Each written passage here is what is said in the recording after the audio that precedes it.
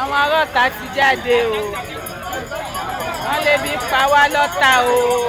Wọ́n ti blọ́ọ̀kì gbogbo ọ̀nà o. Mo ṣe ń lọ bí iṣẹ́ ni wọ́n ti blọ́ọ̀kì ọ̀nà lọ́ta o. High blood pressure, low blood pressure. Come by blọ́ọ̀kì ọ̀nà wọ́n lè bí pa wá ẹ̀wà wọn arọ́ta o. Ẹ̀wà wọn arọ́ta wọ́n ti blọ́ọ̀kì ọ̀nà lọ́ta o.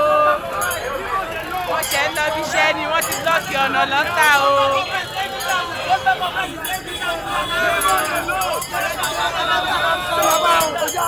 Wọ́n ti fẹ́ di wàhálà lọ́ta o.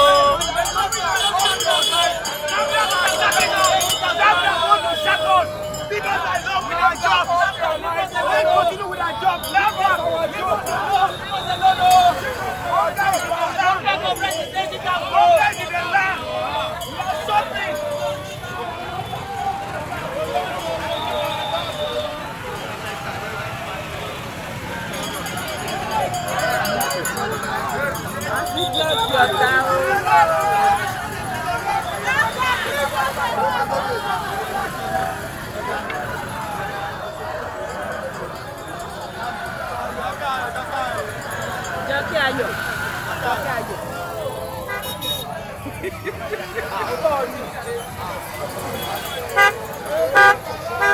Wọ́n ti dọ̀tà rú o.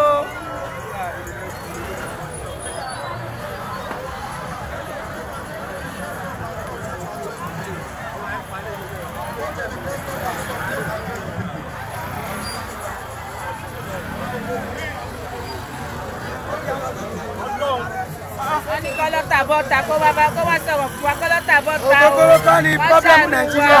Pọ́blẹ́mù wa kọ́ má gbàṣẹ́ lọ́wọ́ wa o.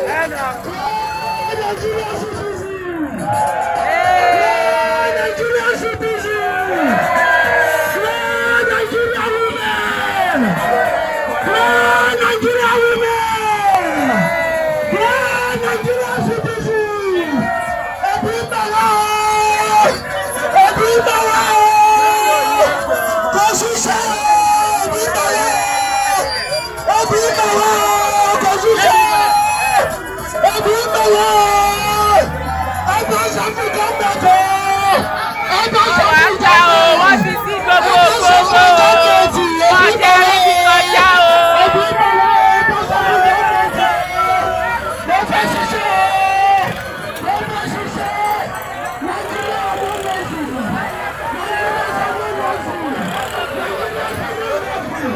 Ìyẹn lè fi owó oṣù tó wá ná o. Owó mọ́tò ti gbé gbogbo sálárì lọ o.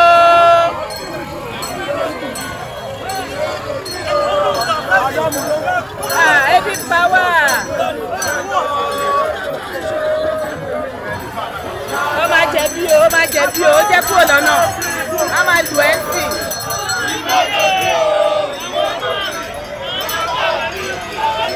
Bẹ́ẹ̀ sọ ti rí bẹ́ẹ̀.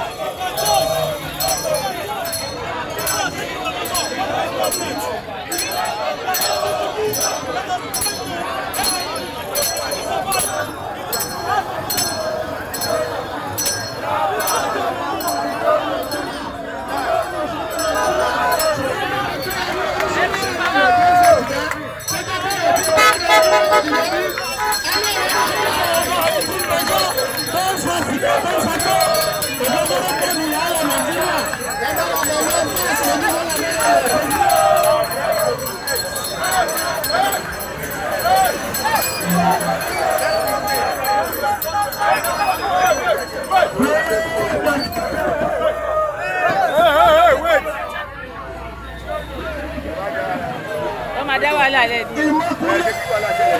Ìwọ òun ni kò ní sùúrù kó jẹ́ kán lọ.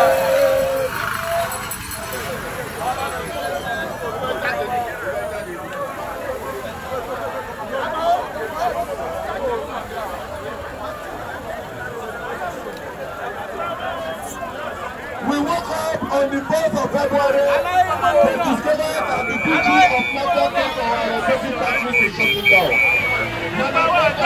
post here. Everybody will post here. And then we all know that the problem of the country now is and we have equally discovered that NAFDAC has decided to shoot.